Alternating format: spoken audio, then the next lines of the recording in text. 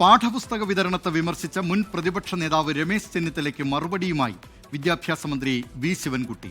പാഠപുസ്തകം ഫോട്ടോസ്റ്റാറ്റ് എടുത്ത് പഠിക്കുന്ന ഒരു കാലഘട്ടം ഇവിടെ ഉണ്ടായിരുന്നു.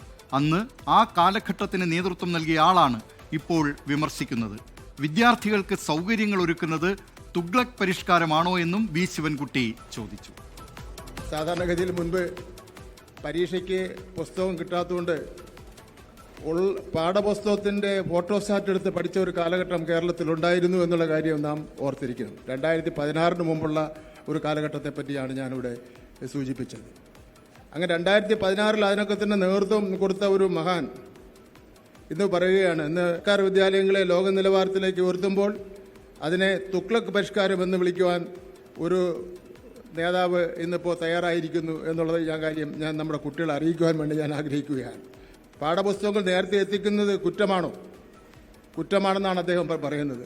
സ്കൂൾ തുറക്കുന്നതിന് മുമ്പ് തന്നെ കുട്ടികളുടെ കയ്യിൽ പുസ്തകവും യൂണിഫോം എത്തിക്കുന്നത് ഭരണപരമായ മികവാണ്.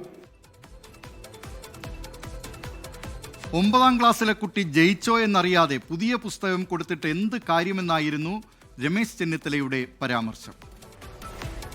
അടുത്ത ക്ലാസ്സിലേക്ക് ജയിച്ചോ ഇല്ലയോ എന്നറിയാതെയാണ് പാഠപുസ്തകം കൊടുത്തുകൊണ്ടിരിക്കുന്നത്.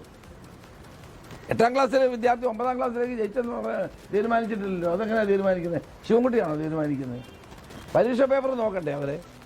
10ലെ കുട്ടി ജയിച്ചില്ലെങ്കിൽ 11 പോകാൻ പറ്റുമോ? അവർക്ക് 10ലെ പുസ്തകം കൊടുത്തിട്ട് കാര്യമുണ്ടോ? എന്തെല്ലാം തുഗ്ലക് പരിഷ്കാരങ്ങൾ ഇനി മനസ്സിലാവുന്നില്ല. ആളുകളെ ബോധ്യപ്പെടുത്താണ് ഞങ്ങൾ പുസ്തകം നേരത്തെ അടിച്ചത്. കേരളത്തിൽ നേരത്തെ പുസ്തകം കൊടുത്തിട്ടില്ലേ? ആദ്യമായിട്ടാണ് പുസ്തകം കൊടുത്തത്. പണ്ടൊക്കെ എഴുത്തോലയിലായിരുന്നു കുട്ടികൾ പഠിച്ചുകൊണ്ടിരുന്നത്. ഒന്നും അല്ലല്ലോ. ലോകത്തെവിടെയായാലും ഏത് സമയത്തും 24 വാർത്തകളും ഓഗ്മെന്റഡ് റിയാലിറ്റി പാക്കേജുകളും എക്സ്പ്ലെയിനറുകളും വിശദമായി കാണാൻ ഞങ്ങളുടെ യൂട്യൂബ് ചാനൽ നിങ്ങൾക്ക് സബ്സ്ക്രൈബ് ചെയ്യാം.